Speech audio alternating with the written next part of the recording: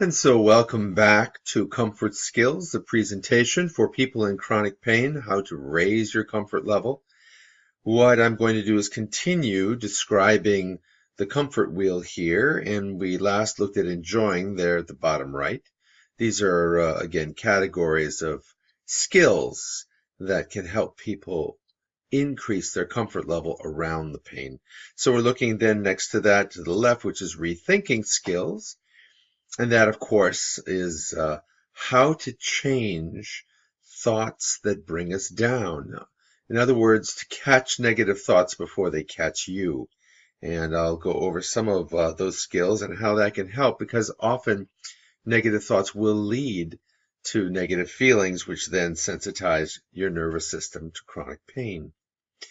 Up from there is the relating, the final category, the final comfort strategy, and that is how to both create positive relationships, because that will help, as well as to control stressful relationships with annoying people. So let's continue opening these up, just unpack them a little bit. So here we go. Let's see, there we go. So we'll start with the noticing strategy. And again, if you remember going back, it's in the center there, and that's because as we notice things, negatives, things that may lead to pain flares or emotional upsets which can lead to pain flares, once we notice it, we can draw on the other skills to help prevent that or slow it down or even eliminate it. So there are a couple of noticing skills. One is noticing negatives, as I was alluding to. And these are triggers and first signs. So triggers, many people are familiar with that idea. Triggers are, of course, things that set off uncomfortable situations. So there are triggers for pain flares. Perhaps social triggers, like a family member who's incredibly annoying, or physical triggers like the weather changes or you get an illness. And all of these things can lead to pain flares. But if you notice it, then you can do something to prevent its effect on you. That's why it's important to notice a trigger coming your way. Another negative to notice are what I call first signs. And those are what triggers set off in your mind and body. So if you start noticing maybe some people have a little tension in their neck, that often leads to a headache. So once you notice that first sign, you can then take on some of the other practices. Stop what you're doing, sit down, do whatever, hypnosis, meditation, various other things that can help reduce that headache over time. But also positives are really important. And so positives are the good things that are happening, which is hard to see. I know some of you who are like incredibly, oh my God, overwhelmed by the pain, by the circumstances that pain has caused, moods, whatever it is, it's hard to notice anything positive. But the good news is that as you use the skills or do other things yourself that are helpful, you can start noticing some small changes, sometimes even larger changes that can then carry you forward. And then eventually you might compare, well, now compared to perhaps 3 months ago, what's going on now wasn't going on then that I'm happy about. So for our sample, in the positive area is the question to ask yourself, what's been happening lately, large or small, that I want to see more of in my life? So it's amazing. I mean, I had one person who was dealing with some really bad anger. He'd come home and he had low back pain and he still was working, but oh boy, by the end of the day, he was really fried. And he walked the door and he had gotten into this bad habit that pain was goading him into screaming and yelling at his wife and kids. And so he used some of his skills and figured a different way to be able to relate with them and made an arrangement with them that he would come in the door, and if he was feeling that way, he would immediately go into the living room and read a newspaper. And that was pretty calming for him, and that helped not only calm his anger, but calmed the pain down. In other words, he felt more comfortable. Now, another person, this guy is really great. He was having a hard time with sleep, And again, the question says, what's been happening lately, large or small, that you want to see happen more in your life? And he came in one day and said, last Wednesday, I slept 2 more minutes, and I want to see more of that. So it was even that small, and he kept noticing more and more minutes every week until, before you know it, the sleep problem was a thing of the past. So this is another very useful noticing skill that can start showing you how you're progressing toward the future. So the third strategy, and I'm sorry, this is an old slide, it should say refocusing. And the reason for that is, again, focusing skills have to do with being able to control your attention. Because pain loves to hijack your attention, so do negative emotions. And you get all focused on those things, and unfortunately, that makes the sensitivity higher and makes it worse. So if you can focus away from that, that would be great. But a question I often ask people in my classes when I'm doing them is, how long can a Buddhist monk who meditates 6 to 8 hours a day for 10 or 20 years, how long can they keep their attention before they get distracted? And some people say, 20 minutes or an hour or more, and actually the truth is, because this was studied, 30 seconds. They can't keep their attention longer than 30 seconds with all that practice. But you see, what they can do that we don't do is they can refocus their attention. They'll notice they're distracted sooner and refocus their attention. And that's really the key to attention anyways. How you can get a better handle on your attention is to, if you can just reroute it again and again, then you have a definite advantage over the pain or other things that would bring you down. So there are a number of refocusing skills. Positive distraction, breathing techniques, meditation, imagery, and self-hypnosis. I'm not going to go over all of them, but they all help you not only refocus your attention, but by doing that, it's a very direct way to desensitize your nervous system. And once you do that, that's pretty amazing. As you start to refocus your nervous system, it starts to release in your body feel-good chemicals, endorphins and other chemicals that lower stress, increase comfort, increase a good feeling. And these are medications, or I don't know if medications, but these are chemicals in our bodies that we can release by doing these practices. And it's a healthy amount, and it has a much bigger and better impact. So one of the skills is, I call it the head trip. It's using your imagination, sort of like daydreaming on purpose. So what I want to do is kind of slow up the lecture part of this and actually guide you, if you'd like, through a little practice, a little relaxation practice. And you can do this any way you'd like. You can follow my voice or just ignore me and do your own thing. But it's a very simple idea. Just close your eyes and imagine you're in a place you'd like to be. It might be a place you've been to before or a place you'd like to visit. It's a place that feels good to be there and you feel safe and comfortable there. You might want to do whatever you want there. It's that kind of place. Whatever you want in your imagination, you can do anything. You can do this alone, or you can imagine you have guests with you, people in your life. And the best part is you can imagine having any kind of a body you want to have. You want to be Arnold Schwarzenegger and climb Mount Shasta? Go ahead. Whatever you'd like to do, it's there. So what I'm going to do is just one way to invite you into this experience. And like I said, you can ignore my voice and just do it yourself any way you want, but I'll count from 10 all the way down to 1. And, counting sometimes gives us a sense of moving from one place to another. So there are different ways you can use your imagination, and 3 senses we often use one of them more strongly than the others is this, to hear or feel or see, because you can imagine things without imagining seeing them. So for example, if you're imagining going to the beach and you're using your sense of hearing, you might imagine you're sloshing through the water and hear that. Hear the waves, hear the crunching of sand, or maybe voices of people on the beach or seagulls. Or maybe you can feel something. You might imagine feeling the feeling of the water sloshing against your legs, or the spray in your face of the waves, or the wind in your face, or maybe laying down on a towel and feeling the warmth of the sun slowly baking your body in just the right amount. And some of you will see things. You have a very well developed inner eye, and so you might see yourself laying on the sand, or see the water, or see the sun, or whatever. There are many ways. And some people even have this experience where they see and feel, or hear and see, things can combine.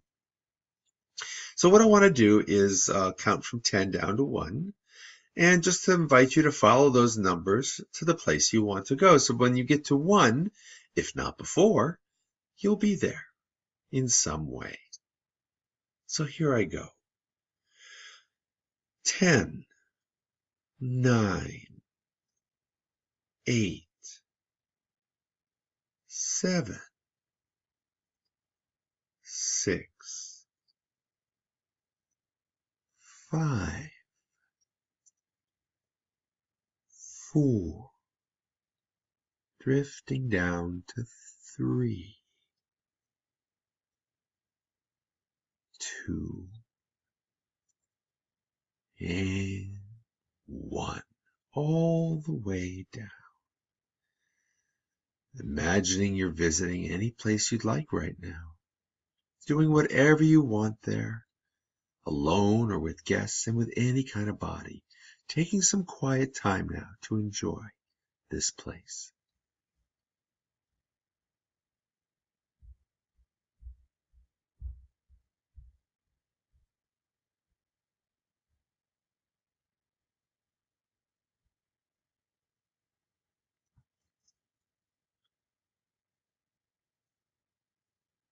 That's right. Now, some of you might be getting distracted with thoughts or feelings or sounds.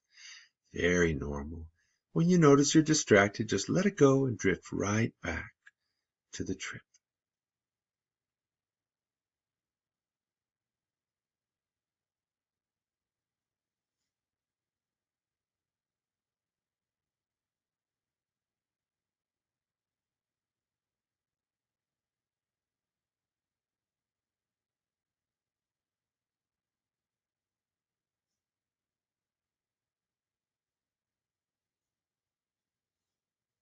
Wonderful.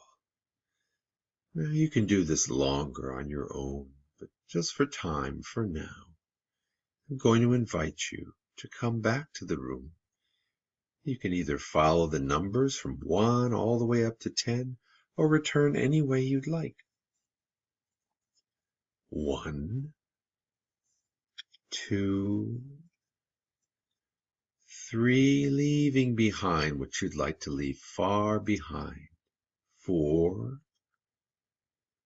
5, and bringing back what you'd like to bring with you. 6, starting to notice the seat or bed or wherever you are, holding you up comfortably. 7, and being aware of the air in your face or hands, refreshing you. 8, and the breath that moves naturally in and out, energizes you with good energy. 9, and taking your time, there's no hurry, so that at some point after 10, the eyes will eventually open, refreshed and comfortable. Take your time in returning to this experience, although I'm going to move forward with the presentation. The third strategy is moving. And by that, I mean moving through 4 different kinds of activities: physical activity, sleep and rest, goal setting, and pain flare planning. Now, often with physical activity, people in pain often do too much or too little. You overdo or you underdo, and that can cause a pain flare and really slow up the activity that you can do. So finding ways to move in a careful but active way is very useful, and there are a number of skills that I suggest. We'll look at sleep and rest in a moment in the example, But goal setting is very important. Often pain or depression will come along and tell you have no future. And what you can say is, oh, yes, I do, because on Tuesday I'm taking a 2-minute walk.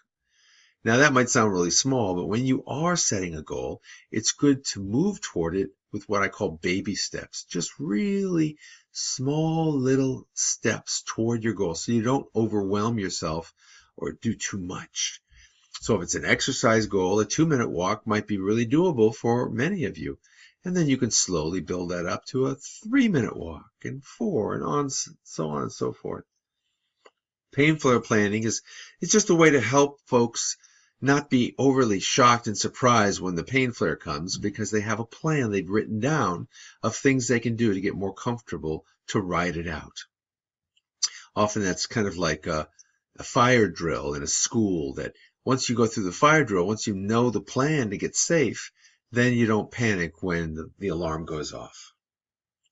So let's take a look for a sample at sleep. As many of you know, when you're stuck in bed, you might find that you're tossing and turning, the pain or whatever is keeping you awake, and many people try too hard to get to sleep, and that only frustrates them and keeps them awake. Now, this is something you may not be familiar with. There was some studies back a number of years ago that compared meditators and sleepers, looking at how their brain waves differ. Now, we know there's a certain brainwave pattern, it's called the EEG, for people who sleep. And they found two amazing things. One is, you see there, the meditators' brains, and the meditators were just meditating twice a day for about 20 minutes at a time. And they found that the meditators' brains looked just like the sleepers' brains who slept 8 hours in a sleep lab. So it's really interesting that even though they weren't asleep, they were getting the benefits of sleep. Even more importantly is they found that both sleepers and meditators' brains had the same amount of time in deep restorative sleep waves. And so they both benefited. Now, because of this, I came up with what I call the rest in the bed technique. Hang on, let me just fix this little thing. There we go. And the rest of the bed technique is very simple. When you're in bed, after 20 minutes of trying to go to sleep, if you're not asleep, there are 3 things you can do that will help. Now, if you're a person that looks at the clock, and many people do, turn it around. Next, give up sleeping that night. Do not try to go to sleep, because you'll just get frustrated. Instead, though, you're not doing nothing, and you can stay in bed. What you do is you practice 1 or more refocusing skills all night long. So if you did the head trip we just did, you can go wherever you want all night long while your body lays in bed. You can adjust your body if you need to, and then keep bringing your attention back to visiting places in your mind. Or maybe you'll just follow your breaths in and out. And as you breathe in, you think one word. As you breathe out, think another word.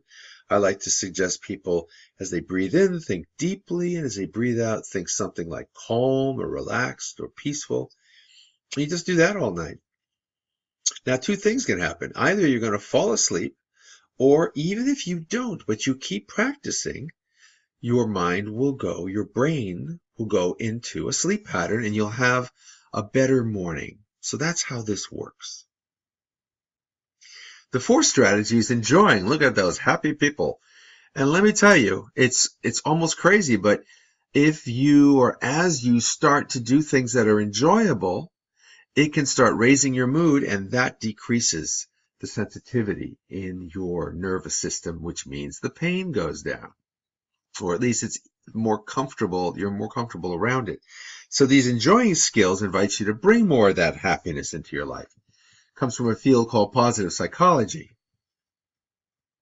You know, a lot of psychology and other health disciplines, what they do is they study people who are ill or sick or broken or whatever it is.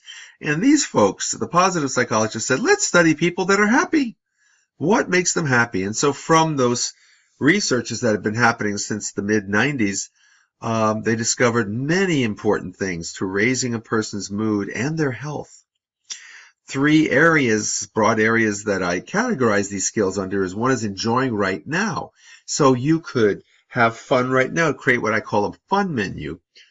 List 10 things you know you enjoy, and then just start doing them at least once a day for a period of time. Some things are short, you might be able to put it together within an hour and spend some time, or others might be long. You might take a trip or do something that lasts longer and takes more preparation. But having fun is incredible. Laughter is another one. We'll look at that in a moment. Then there's positive U-turn, and what that is essentially is when you're having a hard time, you had a bad argument with somebody or something uncomfortable happened, you can pull on one of those enjoyable things and do it. It's like you're making a U-turn away from the negativity and moving towards something positive, and that almost acts like soap and cleaning off all that garbage, and it's really helpful. Finally, cultivating positive personal qualities. Like we all have certain things we're good at or interested in. Like one person was very generous, and so they decided to start building that sense of generosity, and they started doing a little more volunteering somewhere. That's what they chose to do, and it fit their body, and that helped create more positive meaning for them in their life and more joy. Well, I said laughter was an important thing. I'm hoping you're laughing at me because of these PowerPoint corrections I didn't make. There we go. Anyways, laughter is amazing. I mean, in my workshops, I'll show laughter videos, funny things, because people need to laugh to really see that it actually has amazing benefits. And we all know we feel better after we laugh. Some of the reasons are listed right here. Your endorphins are released and other feel-good hormones. Endorphins are endogenous morphine. It's a natural opiate that both soothes pain and also increases your mood, positive mood. It also serves as a positive distraction. You can take your attention back from pain or low moods, and you can de-stress. So it reduces the stress hormones, which then also helps your body feel better and reduces the sensitivity in your nervous system. And finally, it's a happy place. When your mood is up, you like staying there. Who wouldn't? Now, there's some ways to do laughter. This is just a small sampling of what I have in my program and the book that I wrote. But this is short-term laughs are just things you can do pretty immediately. Watch something funny or tell jokes or read jokes. But sometimes you might need long-term laughs, which means something that takes a little more commitment or time, like spending time regularly with playful people or attending a laughter yoga club gathering.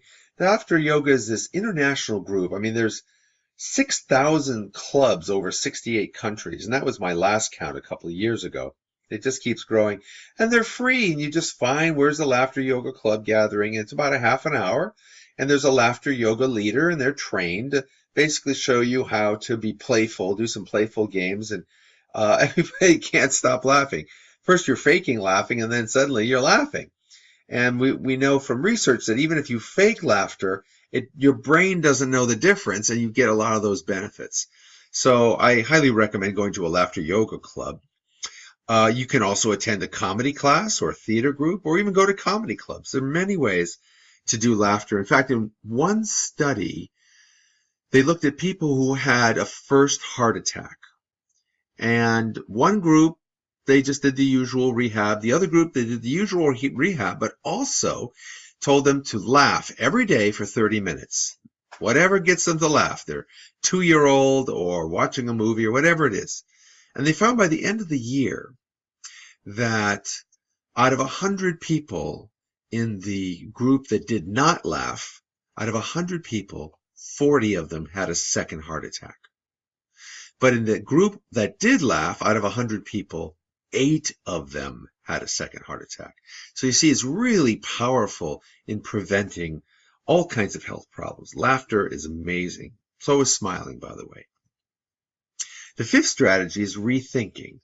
And as I was describing before, the negative thoughts can lead to negative moods that then sensitize our nervous systems. So you can get empowered to reduce the influence of negative thoughts and moods. There's a story from a teacher named Nachman who said a man came up to people, actually to a woman in the street one day, and he was holding his fist out like he was holding something in his hand. And he said, I have this amazing thing in my hand. If you see it, it's going to make your life so much better. She says, well, what is he? He says, well, come on. So she follows him down the street. He walks up to a guy. He says, I have this amazing thing in my hand. It's going to make her life better. It's going to make your life better. Do you want to see it? And the guy says, yeah. So now he's got 2 people. And then he picks up a 3rd and a 4th. And a 5th. Finally, he's got about, 10 people. And he says, you ready? And they're all gathered around. He opens his hand, and it's nothing. And he laughs at them, and he runs away. And these people realize, oh my God, we followed him down one street, another street, another street for nothing. And ladies and gentlemen, that's exactly what a thought is. A thought is nothing unless you follow it. Oh my God, my life's over. You follow a thought like that, it'll make you depressed. Oh my God, I don't know. Is this pain going to stop? Oh my. You follow that kind of anxious thought, and it's going to make you anxious and panicky. So a lot of the rethinking strategy is to train you to catch that thought before you end up accidentally following it and moving into a low mood, which would then move you into more pain. Catching that negative thought before it catches you. So there's a number of skills. I'll just look at this one.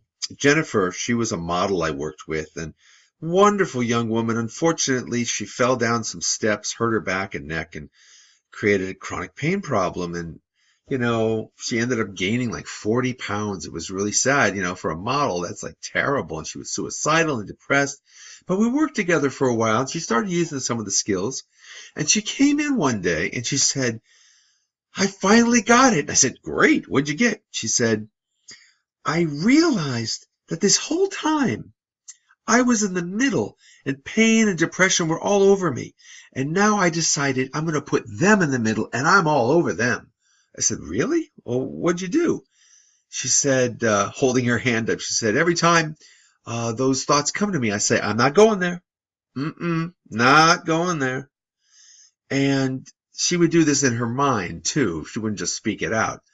And so she would talk to herself and say, I am not going to follow those thoughts. And then if they kept bothering her a lot, she would move away from them. She would go distract herself with doing something, take a walk or read a book or something. And so I call that talk back and step aside. That you can talk back to these negative thoughts briefly and then do something distracting, positively distracting, to move away from it. Very useful, and it really helped her out a great deal. Finally, the relating strategy. And this is very important because people have quite an influence over all of us. There are a couple of ways to use this strategy. Really, one thing that happens with many folks in chronic pain is they get isolated. You get away from people, and that's, it's understandable. It's hard to get around and various other things, but it is so powerful to connect with good people. They distract you from the pain. They also raise people's moods up so that you can actually feel better. So developing either old or new relationships, really important. One thing also that helps is setting limits with annoying people. Let's take a look at that. Annoying people are people you know and love often, not always, or at least you work with them. And one of the things they do that can be annoying is what I call toxic talk. They speak to you in critical ways, or speak down to you, or all kinds of things that are very, very poisonous, actually. Because what happens is, and same thing if they make unreasonable demands, what happens is you get stressed out when they talk to you like that. You'll get upset, and then your body releases stress hormones. And as I said before, stress equals or increases pain level because it increases your sensitivity to the pain through the nervous system. So if you can get away from that toxic talk, that is a good goal. Often these people you see, they're kind of self-centered when they're doing this, and their attitude is like a little kid. I want what I want when I want it. I'm going to tell you, give you a piece of my mind about this, things of that sort. Well, you have a 1, 2, 3. In fact, you have a couple of them. One is, number one, what do I want? So while they're there, you're asking yourself, what do I really want right now? Do I want to hear this person talk like this? Second is, when do I want it to happen? When do I want this person has stopped talking like that. And 3 is, what am I going to do if I don't get it? Now, there are direct and indirect ways to set limits or to say no to their toxic talk. And I'll just give you one example from one of my clients. This was a woman who was dealing with fibromyalgia, had a lot of pain and some nerve pain, other nerve pain. And her husband was not very understanding. When he'd come home from work, he'd start criticizing, you didn't do this, you didn't do that, things of that sort. And she realized that what she wanted was him to stop talking to her like that immediately, and that she just wanted to walk away. Now, by the way, that is probably the most potent thing you can do. And again, make sure you're safe when you do any of these things, because some of you may be in relationships where your partner or the person with you is very violent. So you have to be very careful, and probably a good idea to talk to a counselor about your particular situation. In fact, the advice I'm giving in this entire 2-part series introducing you to this approach is not meant to fix your particular situation. It's really helpful to work with a pain psychologist or somebody if you're in a situation that's dangerous or just, you're hurting, and they can help a lot. So I highly recommend you see someone. But certainly you're welcome to try some of these things on. Just make sure you're safe. Way to say no that this lady did is when her husband did it one day, she said, I need you to stop talking to me like that right now, or I'm walking away. Now, what's really important and why it's so much better than her arguing with him or yelling or screaming or calling the police or all kinds of things. Of course, call the police if you're in danger. But what really helps is that you're taking away your golden attention. Because that's what annoying people want. They want, first of all, they want to be right and they want to tell you what to do, but they want your attention. If you remove it, you can see this in kids, you remove your attention, oh my God, and it helps to let them know you mean business. And so next time they may not talk to you quite like that. So she started walking away because he refused to stop criticizing her. And then he started doing a little fly fishing. Oh yeah, walk away. What kind of wife are you? And lines like that to try to reel her back in, to get her into the arguments that they would have, and then she'd feel even worse after. But no, this time she completely walked away, and then she did that positive U-turn technique I suggested. She went and did something that was enjoyable to wash off all the negativity that he laid on her. So this is one example of setting a limit with an annoying person. It's one of the relating skills. So there you have it. That is the overview of most of the skills that you find in this Comfort Skills program that I offer. And if you have any questions, please just send them to that email, thecomfortdoc@gmail.com, and be very happy to hear from you. If you're interested, and again, I'm not trying to hawk this so much, but just want you to know it's out there, and it's on Amazon. It is my book, You're Bigger Than the Pain, the 6 Comfort Strategies for People in Chronic Pain. And it's pretty useful compared to some of the other books that I've seen, as far as I decided to put information in boxes to make it easier to identify and move forward. There are 2 little training programs in there, one short and one long. At any rate, you're welcome to go on Amazon. I think I'm allowing the whole book to be looked through and see if it's something useful for you. But it was nice talking with you, and I hope to hear from you all, and you all be well. Aloha.